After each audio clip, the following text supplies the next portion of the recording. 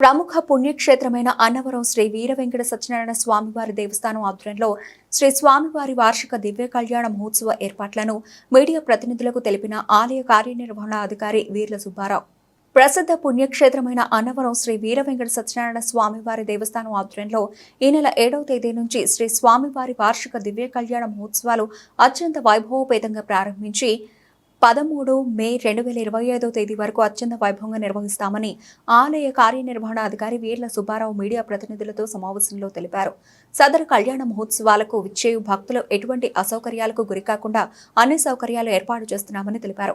అలాగే ఉప ముఖ్యమంత్రి పవన్ కళ్యాణ్, దేవాదాయ ధర్మాదాయ శాఖ మంత్రి వర్యులు, దేవాదాయ ధర్మాదాయ శాఖ commissioner Ramachandra Mohan, principal secretary వారికి పిలవడం జరిగిందని, ఈ కళ్యాణ మహోత్సవానికి అధిక సంఖ్యలో భక్తులు విచ్చేస్తారు కాబట్టి వారికి ఎటువంటి ఇబ్బందులు కలగకుండా అన్ని డిపార్ట్మెంట్ల సహాయ సహకారాలు తీసుకుంటున్నామని మీడియా ప్రతినిధులకు తెలిపారు. అలాగే 11వ తేదీన రథ మహోత్సవం కారణంగా భక్తులు అత్యధిక సంఖ్యలో విచ్చేస్తారు కావున విచ్చేయ భక్తులకు ఎటువంటి ఇబ్బందులు కలగకూడదని అధికారులకు సూచనలు, సలహాలు ఇచ్చారు. ఈ కార్యక్రమంలో ఆలయ కార్యనిర్వహణాధికారి వీర్ల సుబ్బారావు, ఇంజనీరింగ్ విభాగం అధికారులు, ఏఈఓలు, పర్యవేక్షణ అధికారులు, ఇతర ఉన్నతాధికారులు, సిబ్బంది తదితరులు పాల్గొన్నారు.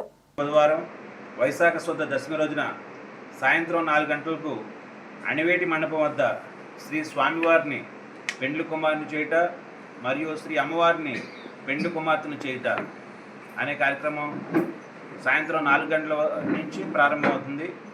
తదుపరి గణపతి పూజ, ఉలూకల గౌరీ పూజ, పేరంటాండ్లకు ఆయనములు ఇచ్చుట అనే కార్యక్రమాలు జరుగుతాయి. తదుపరి రాత్రి 7 గంటలకు శ్రీ స్వామివారు మరియు అమ్మవార్లకు రాజా వెంకటరామరాయ కళామందిరం నందు ఎదుర్కోలు ఉత్సవం జరుగును.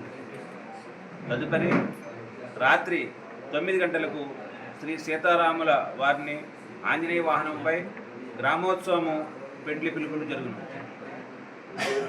రెండవ రోజు అయినటువంటి 8వ తేదీ గురువారం వైశాఖ శుద్ధ ఏకాదశి రోజున ఉదయం 9 గంటలకు స్వామివారి సన్నిధిలో అణివేటి మండపం నందు గణపతి పూజ, దీక్షా వస్త్రధారణ, అంకురార్పణ, కంకరధారణ, ధ్వజారోహణ అనే కార్యక్రమం జరుగును.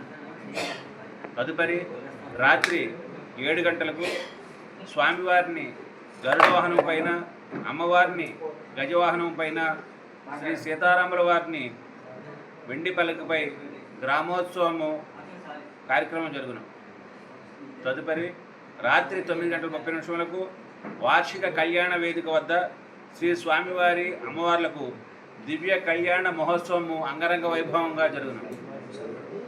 3వ రోజు అయినటువంటి 9వ తేదీన శుక్రవారము వైశాఖ శుద్ధ ద్వాదశి రోజున సాయంత్రం 5 గంటలకు ప్రధాన ప్రవేశ స్థాళిపాక హోమములు, రాత్రి 6:30 అరుంధతి నక్షత్ర దర్శనము, రాత్రి 9 గంటలకు రావణ వాహనంపై గ్రామ ఉత్సవము జరుగును.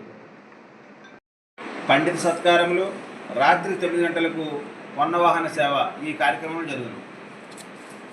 5వ రోజున అనగా 11వ తేదీ ఆదివారం వైశాఖ శుద్ధ చతుర్దశి రోజున సాయంత్రం 4 గంటలకు కొండ దిగువన శ్రీ స్వామివారి గార్డెన్ నందు అక్కడ ఉన్నటువంటి మండపంలో శ్రీ వీర వెంకట సత్యనారాయణ స్వామి వారికి మరియు అనంతలక్ష్మి సత్యవతీదేవి వారులకు వనవిహార మహోత్సవ కార్యక్రమము ఘనంగా జరుగును.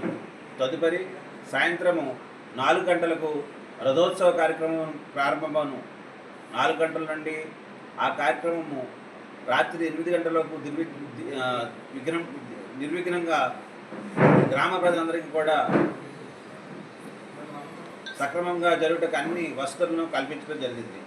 12వ తేదీ సోమవారం వైశాఖ పూర్ణిమ రోజున ఉదయం 5 గంటలకు శేషహోమము, కంద కొట్టాలు, ఉదయం 9 గంటలకు శ్రీ స్వామివారు మరియు అమ్మవార్లకు చక్రస్నానము పంపానది వద్ద జరుగును. పంపానది వద్ద మనకు ప్రస్తుతము నీటి వసతి అంతా కూడా సక్రమంగానే సరిపడగానే ఉన్నది. సాయంత్రం 4:30 అణివేటి మండపం వద్ద నాకబలి, దండి ఆడింపు, ధ్వజారోహణము మరియు కంకణ విమోచన కార్యక్రమం జరుగును. ఆఖరి రోజు 13వ తేదీ మంగళవారం వైశాఖ బహుళ పాఠ్య రోజున రాత్రి 7:30 నిత్య కళ్యాణ మండపం వద్ద శ్రీ వీరవెంకట సత్యనారాయణ స్వామి వారికి మరియు మన అనంత లక్ష్మీ సత్యవతీదేవి గారికి శ్రీ పుష్ప యోగ మహోత్సవములు జరుగును. ఆ మహోత్సవం అనంతరము నీరాజన మంత్రపుష్పములు, ఆశీర్వచనములు, అనంతరము భక్తులకు ప్రసాద వితరణ కార్యక్రమం జరుగును. తదుపరి వచ్చినటువంటి ముత్తైదు అందరికీ కూడా జాకెట్ గుడ్డలు పంపిణీ కార్యక్రమం జరుగును. ఇవి వారం రోజులు జరిగేటటువంటి శ్రీ వీరవెంకట సత్యనారాయణ స్వామి వారి దివ్య కళ్యాణ మహోత్సవం యొక్క దినచరి కార్యక్రమ వారం రోజులు.